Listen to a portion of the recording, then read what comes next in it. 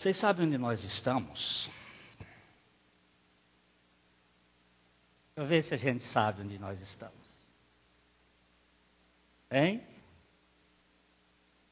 Colossenses 3, 5. Colossenses 3, 5. Quer dizer que você é pai fresco hoje? Hein? Parabéns. Graças a Deus. Deus abençoe. Amém. Colossenses 3, 5. Vamos ler até o versículo 8. Fazei, pois, morrer a vossa natureza terrena, prostituição, impureza, paixão lasciva, desejo maligno e a avareza, que é idolatria. Por estas coisas é que vem a ira de Deus sobre os filhos da desobediência. Ora, nessas mesmas coisas andastes vós também, noutro tempo, quando vivíeis nelas. Agora, porém, despojai-vos igualmente de tudo isto: ira, indignação, maldade, maledicência, linguagem obscena do vosso falar. Pai querido,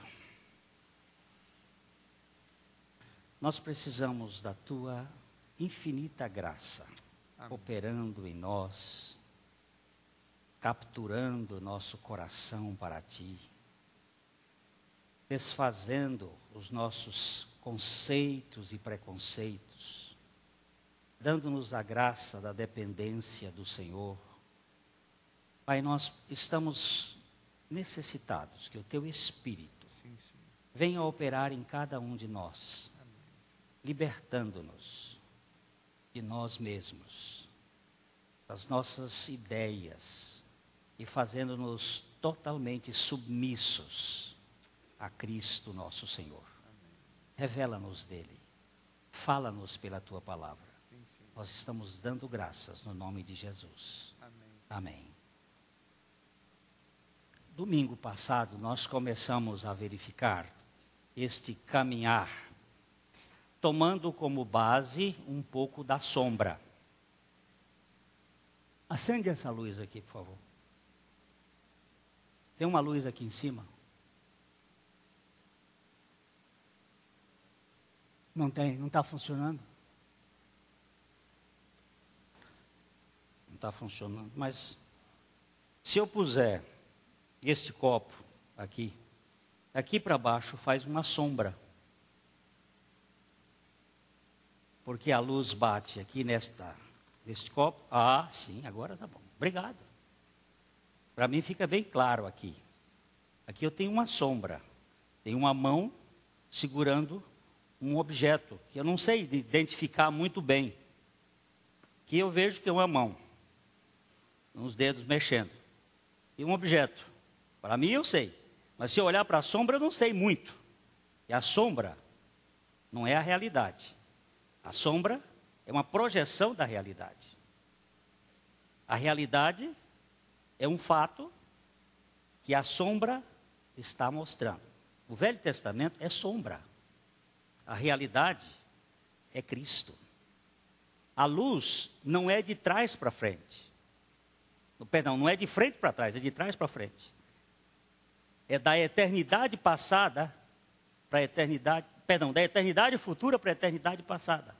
Porque Deus vê todas as coisas e a luz está refletindo na realidade que é Cristo. Então, o Velho Testamento, ele tem aquelas figuras, aqueles tipos, aquelas sombras de uma realidade que é, na sua plenitude, Cristo. Então, nós vimos, domingo passado, que o povo de Israel estava atravessando do deserto para Canaã. Ao atravessar do deserto para Canaã, eles fizeram um procedimento. O Rio Jordão. O Jordão é um símbolo de uma passagem. Assim como o Mar Vermelho é a passagem do Egito para o deserto, o Jordão é a passagem do deserto para Canaã, ou para a vida abundante, a terra que mana leite e mel. São passagens, são fatos. Jordão, tipologicamente, ele fala de um rio que vem do Hermon. O Monte Hermon é o monte mais alto daquela região. Entre 2.900 a 3.000 metros, o pico mais alto. Lá é onde cai o orvalho. É onde o Senhor faz derramar a bênção da vida. Aquele monte é um captador através do orvalho e da neve que cai e que depois infiltra nas suas camadas e vem até embaixo, onde há uma pedra muito grande que faz correr a água que bate ali. É na região do Bânia. Então, o rio, a água vem de lá de cima, de 3.000 metros de altura, e cai aqui e vai descendo e entra numa vala. É uma fenda geológica que começa lá no Bânia e vai até a África. Nesta fenda, ele corre abaixo do nível do mar. E vai descendo, descendo, descendo, que é o nome Jordão. Descendo, descendo, descendo, descendo, descendo, até o Mar Morto. Ou seja, ele desce da altura onde a vida se manifesta e desce até a morte. O que é o crescimento espiritual? Lembra-se que quando o irmão Romeu esteve aqui, ele deu uma grade de crescimento espiritual de 10 para 0. Como é que você cresce espiritualmente? É de 0 para 10? Não. É de 10 para 0. Você cresce para baixo. Você cresce para morrer. Você cresce em direção à morte. Então, o povo de Israel estava atravessando o Rio Jordão, no momento em que as suas águas estavam caudalosas. É na primavera, lá pelo dia 10 de Nisan. As águas estão fortes, muita neve que havia se derretido, muita água correndo. Ele estava com sua vazão plena. Alguns estudiosos dizem que nesta região ele pode ter até 1.600 metros de largura. Ele sai das margens e vai longe. Então Josué chegou ali, nas acácias, em Sitim, se acampou, antes de atravessar, preparou o povo, mandou que a tribo de Manassés, a tribo de Rubens, metade da tribo de Manassés, a tribo de Rubens, e qual foi a outra tribo? Me ajudem. Me ajudem. Vocês não sabem? Qual foi as tribos que ficaram do lado de lá de Gade? Sim, senhor. Gade, Manassés e metade da tribo de Rubens, que não iam atravessar, fosse na frente. Fosse na frente. Porque um povo não pode ir dividido. Mas eles não herdaram do lado de cá? Eles não precisavam passar. Mas um povo não pode estar dividido. Quem primeiro vai são os herdeiros do lado que não teve ainda que passar pelo Jordão. Todos têm que passar pela morte. Todos têm que passar pelo Jordão. Todos têm que passar da vida do deserto para a vida abundante. Essa passagem não pode ser só para aqueles que vão herdar do outro lado. É para todos. Então, o exército inteiro de Rubens, o exército de Gade e o exército de Manassés teve que passar primeiro. Mas aqui tem uma coisa. Quando os sacerdotes chegaram no meio, e o rio abriu, eles ficaram bem no meio. O que foi que Josué fez? Quem esteve domingo passado? Foi o que Josué fez. Esqueceram? Josué disse que cada um membro de cada tribo apanhasse uma pedra e pusesse no ombro. Cada membro pusesse uma pedra no ombro e fosse até Gilgal e depositasse aquela pedra para fazer um altar. Mas Josué sozinho, o que ele fez? Ele pegou 12 pedras que estavam do lado de fora e colocou as 12 pedras no meio. Josué sozinho. As pedras estão falando de uma coisa chamada natureza terrena. Aquilo que é da terra, a nossa natureza. E o que aconteceu? Em Cristo Jesus, lá na cruz, ele levou o que juntamente com ele? O velho homem. O velho homem foi crucificado com Cristo. Não há possibilidade de nós dizermos que o velho homem não foi crucificado, porque a Bíblia é muito clara. Você se lembra de Romanos 6,6? Como é que diz Romanos 6,6? Sabendo. Sabendo o quê? Que o nosso velho homem foi com ele crucificado. Mas por que Paulo vai dizer, depois que fala do velho homem crucificado, fazei, pois, morrer a vossa natureza terrena?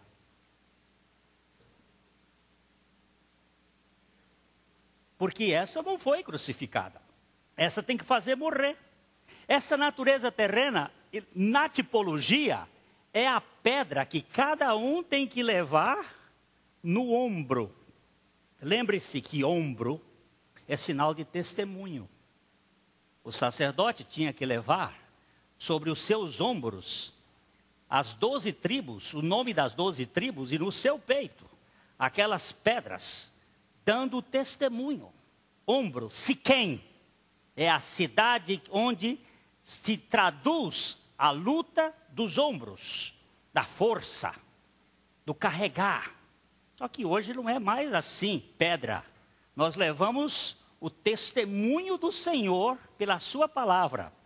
Então, naquele ponto que eles atravessaram ali, estava representando a morte, juntamente com Cristo do velho homem, que ficou enterrado depois que as águas vieram, cobriram, ficou lá enterrado as 12 pedras, mas aquelas outras foram para lá ficar de testemunho, para que quando os vossos filhos vos perguntarem, o que foi isto?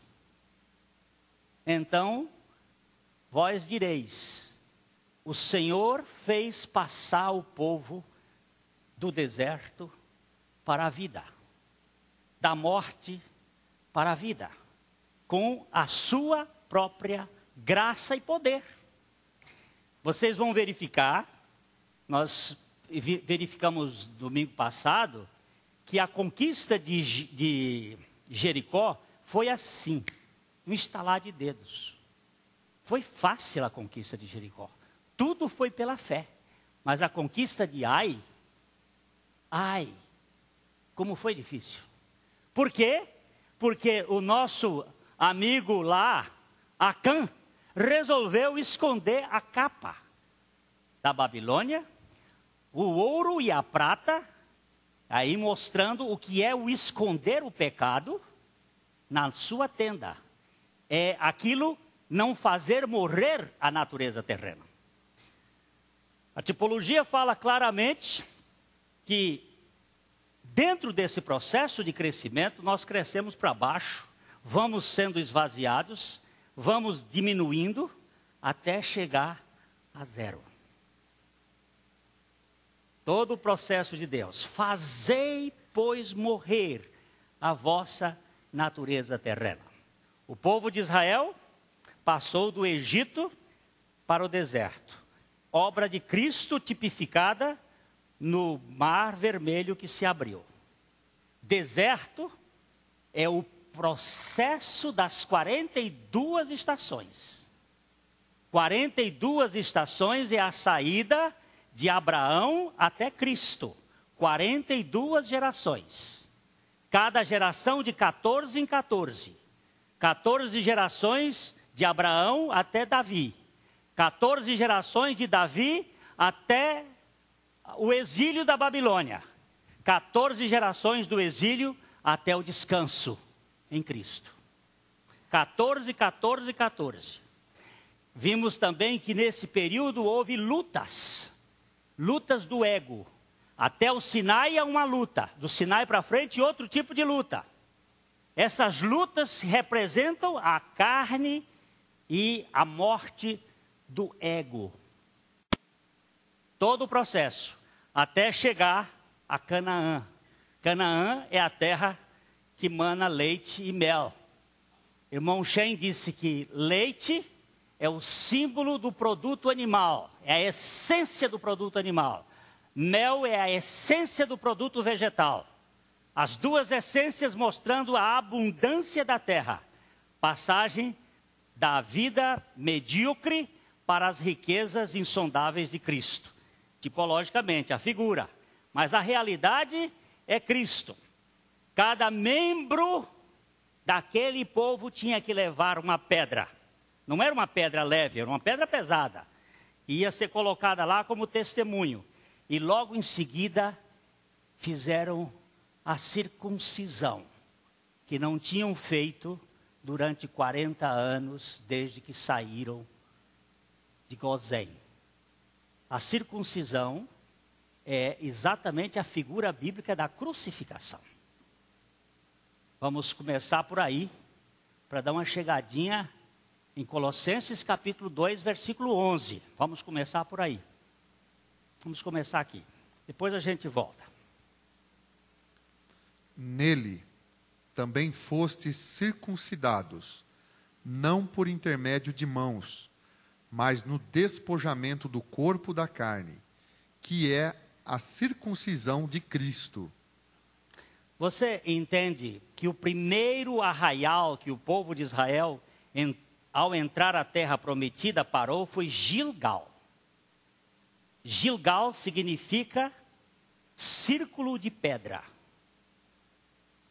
Testemunho das pedras que estão revelando aquilo que aconteceu lá no Jordão.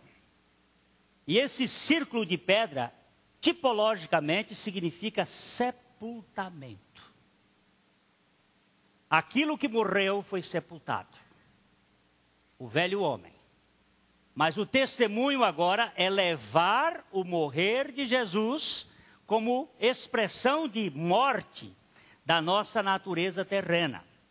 Passamos do mundo para Cristo. O mundo já está crucificado para mim e eu para o mundo. Passagem do rio, do Mar Vermelho. Depois de Canaã para Canaã.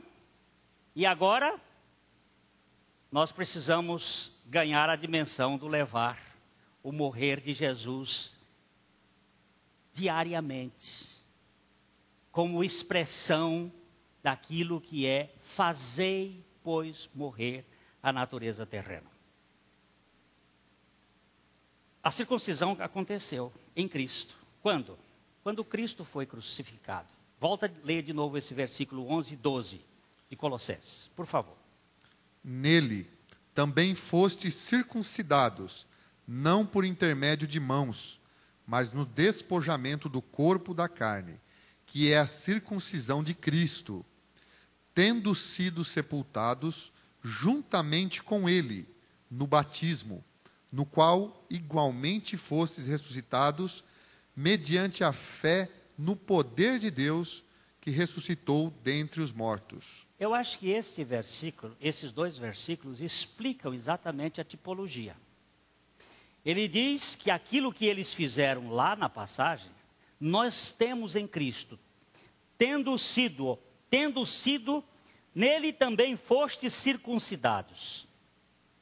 não é circuncisão de mãos, mas no despojamento do corpo da carne, a circuncisão de Cristo, tendo sido sepultados juntamente com ele no batismo da morte, juntamente com Cristo. Agora, Paulo, depois de dizer isto, ele faz uma pergunta no versículo 20 do capítulo 2 de Colossenses. Se morrestes com Cristo para os rudimentos do mundo, por que, como se vivesses no mundo, vos sujestais a ordenanças? Ele faz uma pergunta. Ora, se nós morremos, já temos uma circuncisão, ele pergunta, se já morreste com Cristo, por quê? No verso 1 do capítulo 3, ele faz uma outra questão. Portanto, se fostes ressuscitados juntamente com Cristo, buscai as coisas lá do alto, onde Cristo vive, assentado à direita de Deus. É verdade isto ou não é verdade? Fomos ou não fomos circuncidados? É fato de fé ou não é fato de fé? Já morremos com Cristo ou não morremos com Cristo? Já ressuscitamos com Cristo ou não ressuscitamos com Cristo? Por que fazer e morrer agora?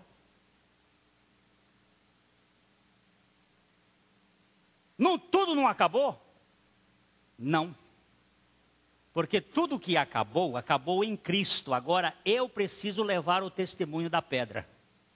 Eu preciso levar a experiência no meu ombro da confissão da experiência com Cristo.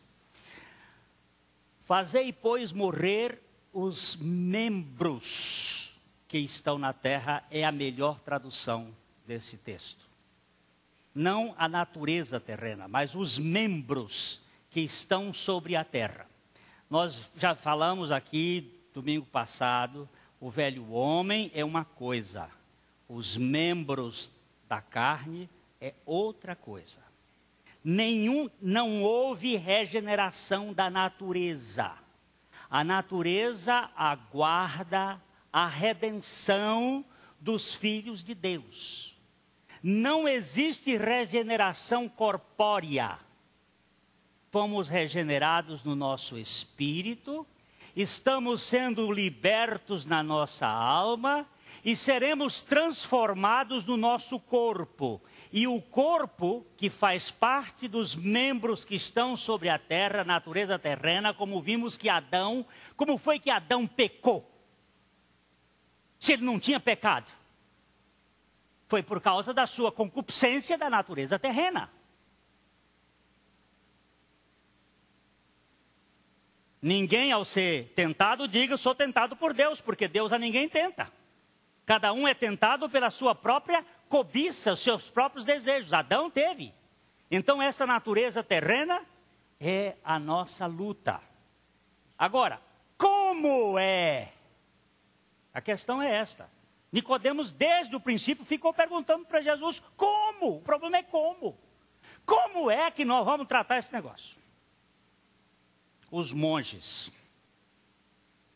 entravam num claustro e fugiam da realidade. Se trancavam, fugiam. Se o negócio é a natureza terrena, vamos fazer a natureza terrena sofrer. E vocês sabem o que na Idade Média, e de lá para cá, muita gente tem se maltratado para fazer o corpo sofrer. Nós temos, não só no cristianismo, mas também no maometismo, a autoflagelação para dominar a carne, a chicotear, até sangrar. Greve de fome. Teve monge que ficou mais de 180 dias sem comer nada. Teve um que viveu 27 anos em pé, em cima de uma torre, sem tomar banho. O pior é isso. O cabelo veio aos pés e a barba tocou no chão, em cima de uma torre. Homens muito sinceros, eu tenho muito respeito por eles. Mas não funciona. Não funciona. Fugir da realidade, autoflagelação. Você pode fazer o que você quiser. Os métodos mais diferentes têm sido usados. Tem gente que toma remédio. Tem homens sérios que botam ácido nos olhos. Eu conheci um pastor aqui no estado do Rio de Janeiro que botou ácido nos olhos e se cegou. Orígenes se castrou, emasculou-se, um dos pais da igreja. Temos muitos fatos de pessoas que cortaram a mão, por causa daquele texto de Jesus, se tua mão te escandaliza, corta, e cortou. Pessoas sinceras.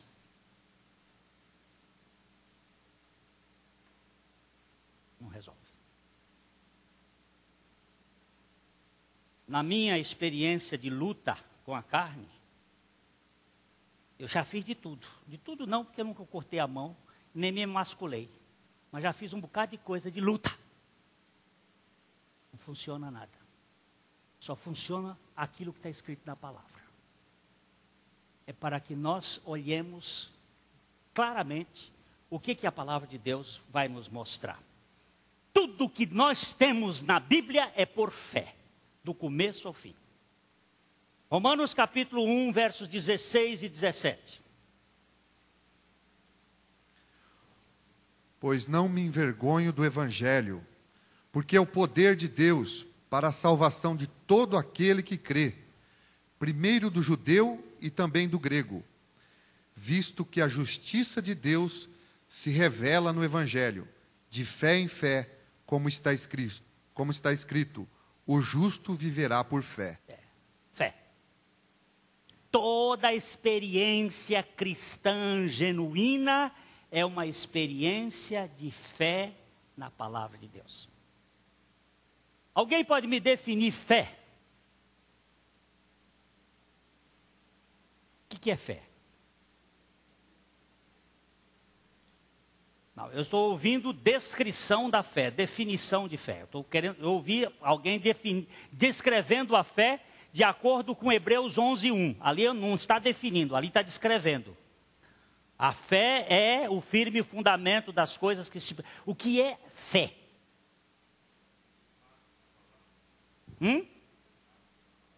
Eu não ouvi, Renan. Firmar-se na palavra de Deus. Fé é sentimento, é entendimento,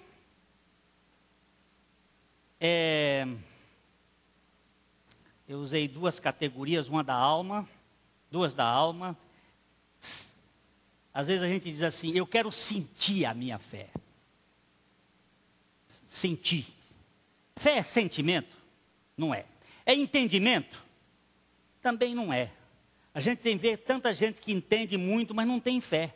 O que é fé? É um mistério. E é um milagre. É um milagre de Deus na vida de uma pessoa. Abraão, o pai da fé. De repente, o homem está crendo. Por quê? Ninguém sabe como é. Mas a fé, ela está ligada, como o Renan disse, à palavra de Deus. Não confunda. Se não houver palavra de Deus, não haverá fé. Deus falou, Abraão creu. Agora, tudo que nós temos é por fé. Vamos fazer a comparação entre o judeu e o gentio, em Romanos 9. Romanos 9, vamos ler os versos 30 e 33. Que diremos, pois, que os gentios que não buscavam a justificação vieram a alcançá-la, todavia a que decorre da fé.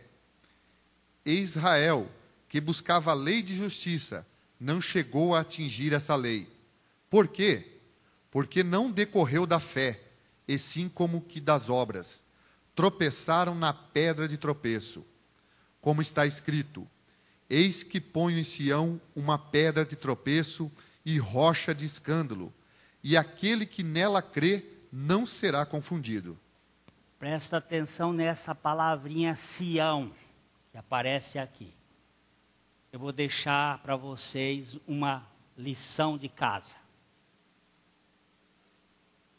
Antes de Sião aparecer, Sião aparece com Davi.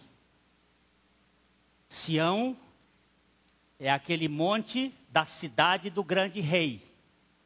Antes de Sião aparecer, veja quantas vezes aparece amém na Bíblia. Vou deixar vocês agora com um problema. Quando é que aparece amém na Bíblia? Antes de Sião.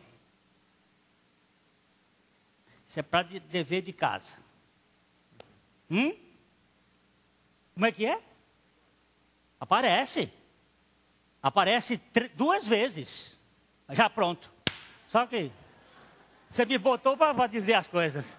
Aparece 2 vezes, mas agora eu quero dizer onde é que ela aparece. Aí que vocês vão verificar. Meu amigo, vocês vão descobrir uma coisa muito interessante. Quem não diz amém na Bíblia, acabou. Sião é o lugar do tabernáculo de Davi. O tabernáculo de Davi não tinha 3 divisões. O tabernáculo de Davi tinha só uma divisão. O tabernáculo de Davi não tinha o pátio. O tabernáculo de Davi não tinha o santo. O tabernáculo de Davi só tinha o Santíssimo. Isto é muito importante. O tabernáculo de Davi teve sacrifício só no primeiro dia da inauguração.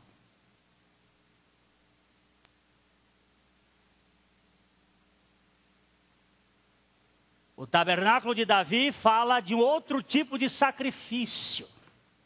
O sacrifício de louvor, dos lábios que confessam a Deus. Nós precisamos entender uma coisa muito importante. Não é pelas obras, é pela fé. É pela fé na suficiência de Cristo. A fé que se baseia naquilo que aconteceu, que nós podemos entrar perante a arca do Senhor. Você se lembra que no tabernáculo de Moisés, só o sumo sacerdote, uma vez por ano, no dia do Yom Kippur, com sangue ele podia entrar tremendo no tabernáculo de Davi. Todos os levitas, tanto da família dos coraitas, como da família dos coatitas, como da turma do Jedutum, eles podiam dançar diante da arca do Senhor. Nem pensar no tabernáculo de Moisés. Nem pensar. Só para curiosidade. O único tabernáculo que é reconstruído é o de Davi.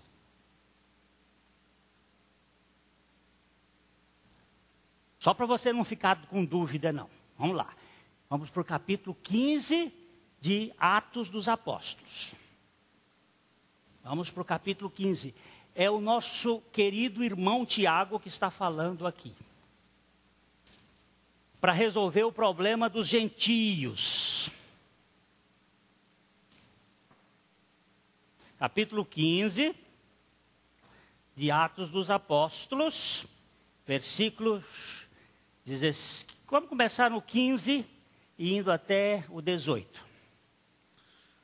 Conferem com isto as palavras dos profetas, como está escrito: cumpridas estas coisas, voltarei e reedificarei o tabernáculo caído de Davi, e levantando-o de suas ruínas, restaurá-lo-ei, para que os demais homens busquem o Senhor, e também todos os gentios sobre os quais tem sido invocado o meu nome.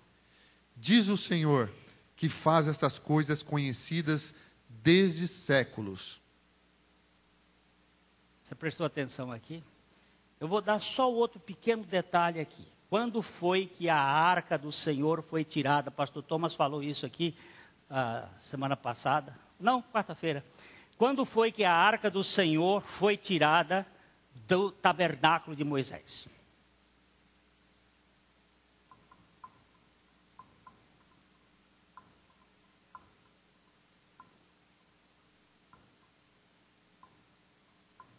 Thomas, em Siló.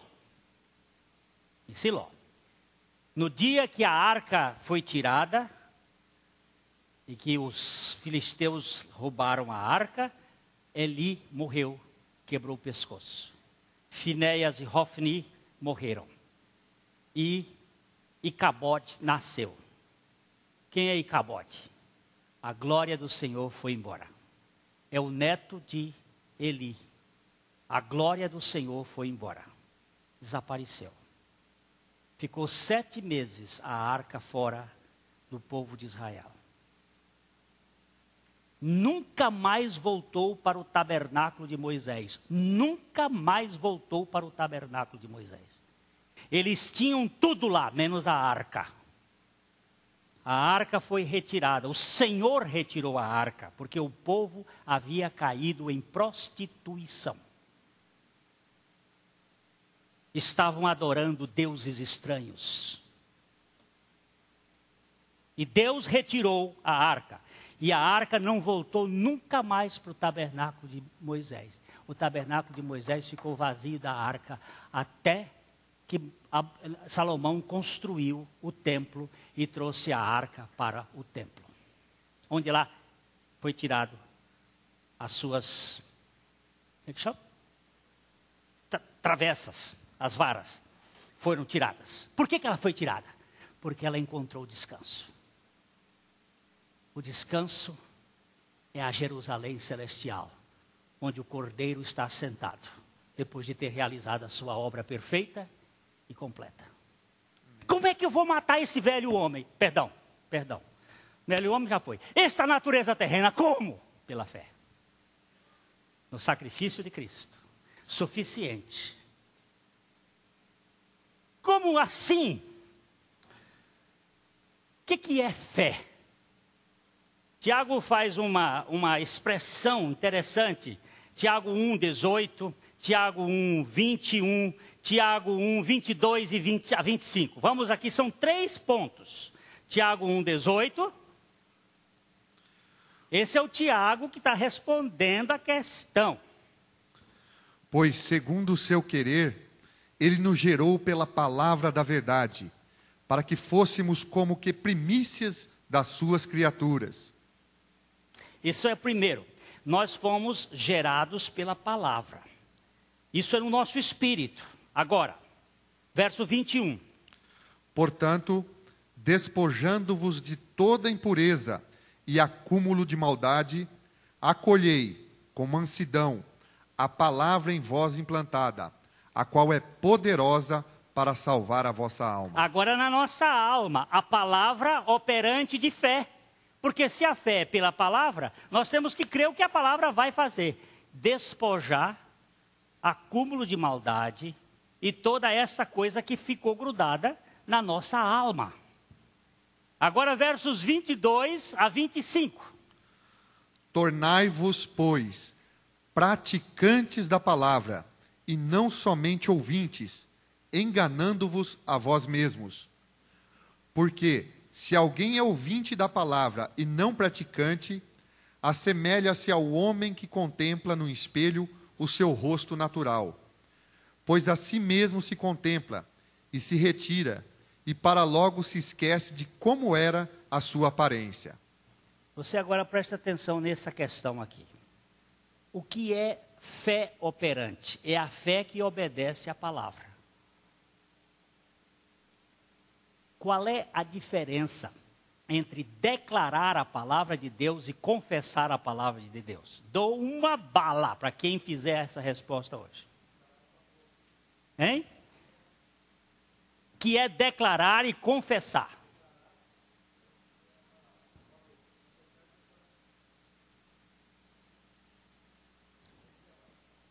Não vai ganhar a bala. O que é declarar e o que é confessar?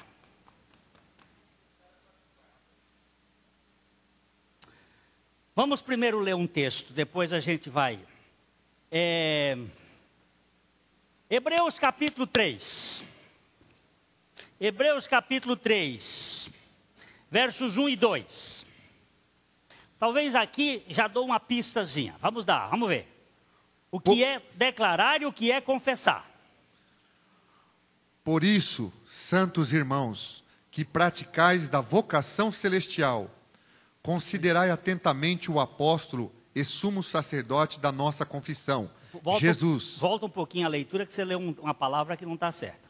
Por isso, santos irmãos, que participais da vocação celestial, considerai atentamente o apóstolo e sumo sacerdote da nossa confissão, Jesus.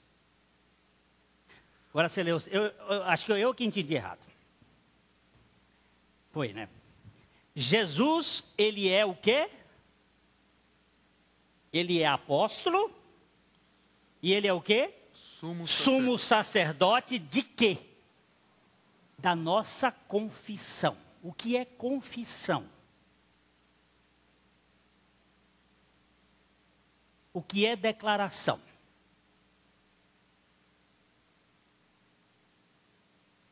Vocês lembram de fogo estranho e fogo sagrado? Qual é a diferença entre fogo estranho e fogo sagrado? Fogo e fogo é mesmo fogo. Só que um é estranho e o outro é sagrado. O fogo sagrado tem origem em Deus. O fogo estranho tem origem no homem. O que é uma declaração? É quando você fala para um público, ou até para você mesmo. E quando é que uma confissão? É quando você fala diante do sumo sacerdote. É ele que vê o seu coração. Confissão não se fala perante ninguém. Ele é o sumo sacerdote da nossa confissão. Nós não apresentamos mais sacrifício. Todos os sacrifícios foram abolidos porque ele é o sacrifício. Mas ele é o sumo sacerdote da nossa confissão. A confissão é aquilo que eu falo com meu coração diante do Senhor. É diante dele. Não é para que você escute, e não é para que ninguém escute, nem eu mesmo preciso falar para me autoconscientizar. Mas é diante do altar do Senhor. Vamos olhar a Hebreus capítulo 4, os versos 14 a 16. Lembre-se que aqui nós estamos diante de um sumo sacerdote que não é da tribo de levitas, dos levitas.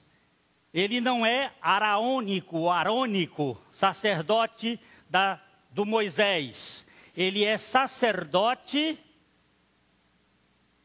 da descendência de Melquisedeque. E ele é sacerdote do tabernáculo de Davi. Vocês se lembram que ele disse que veio não para abolir a lei, mas para cumprir. E o véu do templo foi rasgado para que entrássemos como sacerdotes diante da sua presença. Lembre-se que no templo de Israel, no templo de Jesus, não tinha mais a arca, não. A arca já tinha ido embora.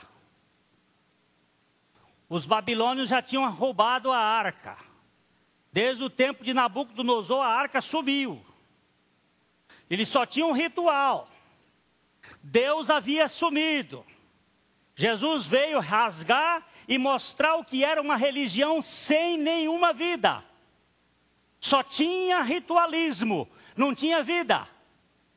E Jesus botou o Caifás e o Anás sem emprego. Deu bilhete azul para eles. Vocês agora não tem mais o que fazer. Ficou descoberto que isso tudo aí não tem evidências de vida.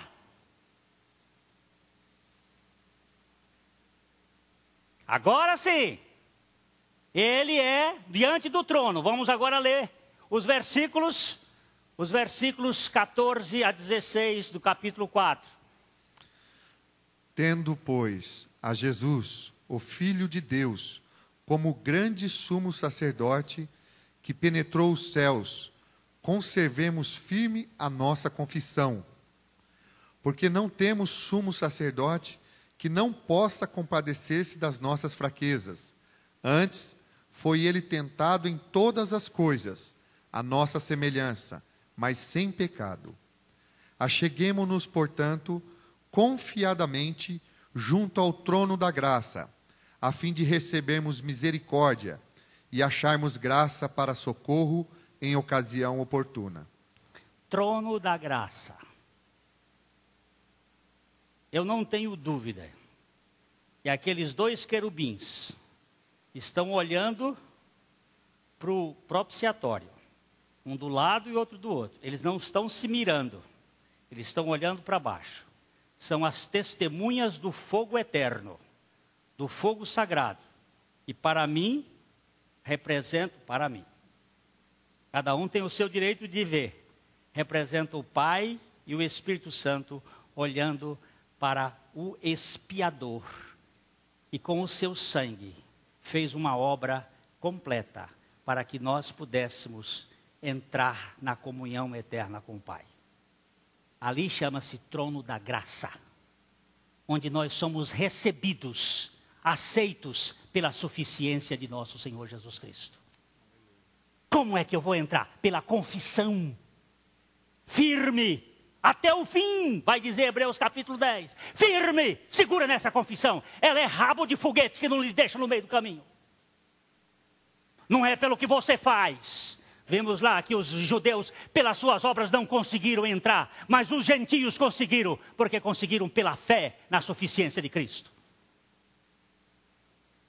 É em Cristo e na sua pessoa, na única pessoa que pode nos fazer levar ou morrer.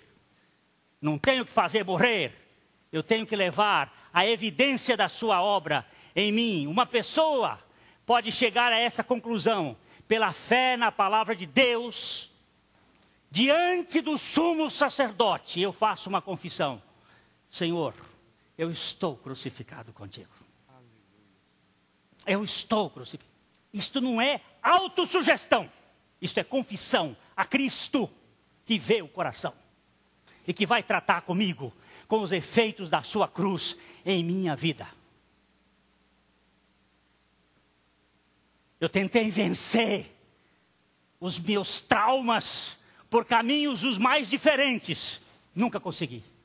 Mas diante do trono um dia, chorando o Senhor, porque aí quebrantamento que só Deus sabe. Ninguém mais pode penetrar. Esse é um lugar da individualidade. Só você e Deus.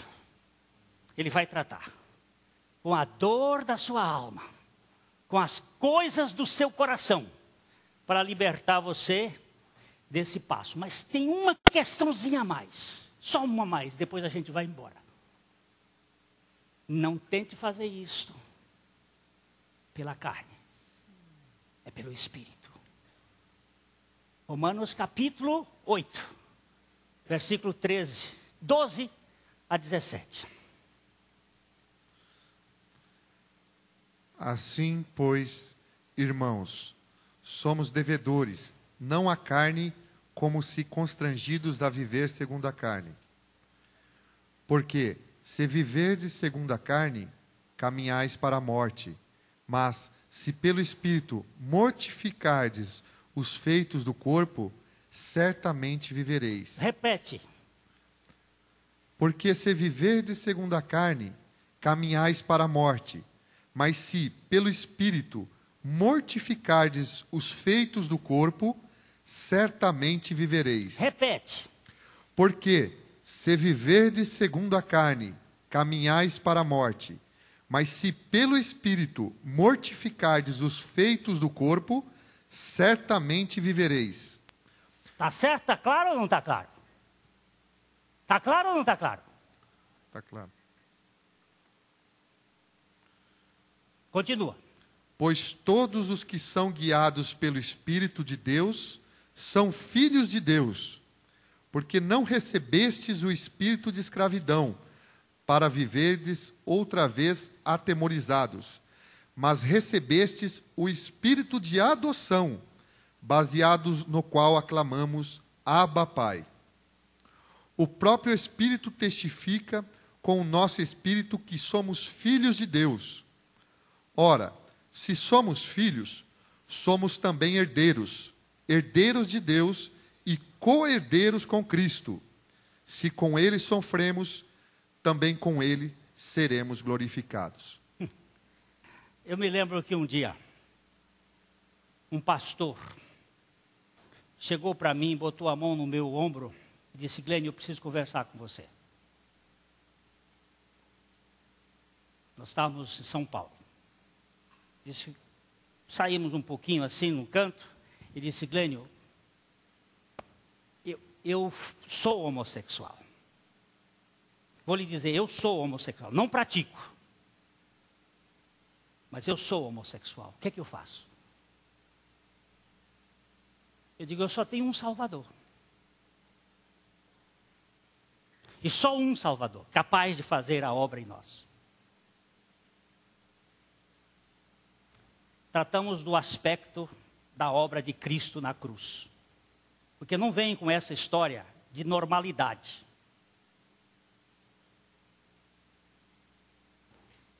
Falamos do aspecto da obra de Cristo. E disse, querido, leve o seu morrer. Leve diante do Senhor o morrer de Cristo como evidência do seu morrer. E os anos se passaram. Nunca mais vi o homem. Faz uns 2 anos eu encontrei o homem. Um sorriso bem aqui.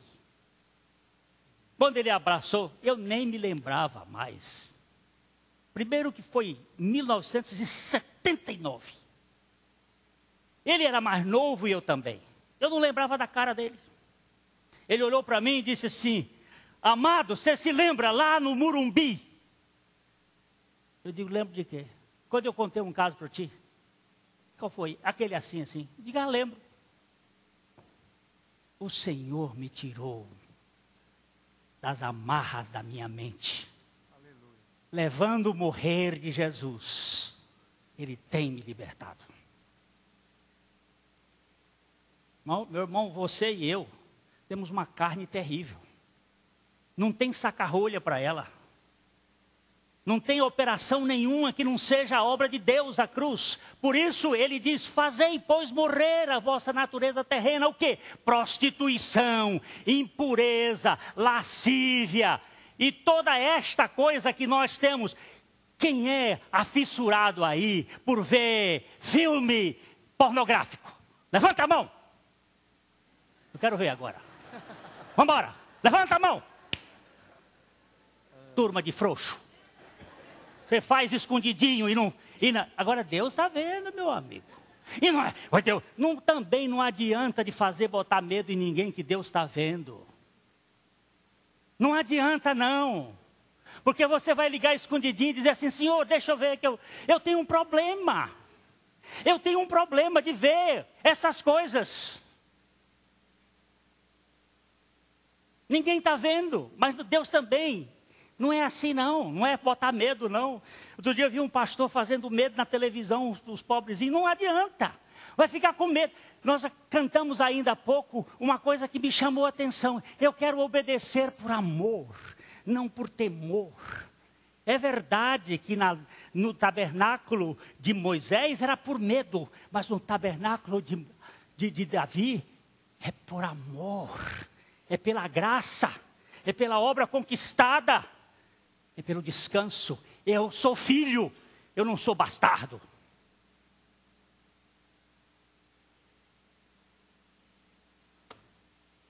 fazer morrer.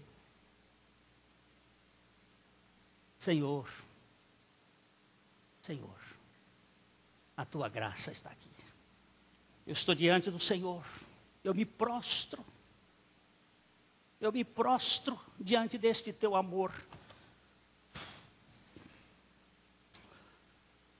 A gente vem mais. Irmãos queridos, como é bom a gente saber que Deus não desiste de nós. Amém. E que Ele é um Deus que começou uma boa obra e vai completá-la até o dia de Cristo Jesus. Você não tem condições, mas pela graça de Deus, o Senhor lhe dá condições de você ser fiel pela sua misericórdia. Amém. Guarde bem isto. O Evangelho é bom. Nós temos esperança. Bendito seja o Senhor Jesus Cristo. Aleluia! A mensagem que você acabou de assistir faz parte do Ministério de Comunicação Palavra da Cruz. Temos um grande acervo de estudos bíblicos em áudio e vídeo. Distribuímos também, gratuitamente, o jornal mensal Palavra da Cruz. Entre em contato conosco pelo fone fax 0 operadora 43 3322 3037 ou pelo e-mail com@palavradacruz.com.br. Visite-nos também pelo site www.palavradacruz.com.br. Graça e paz.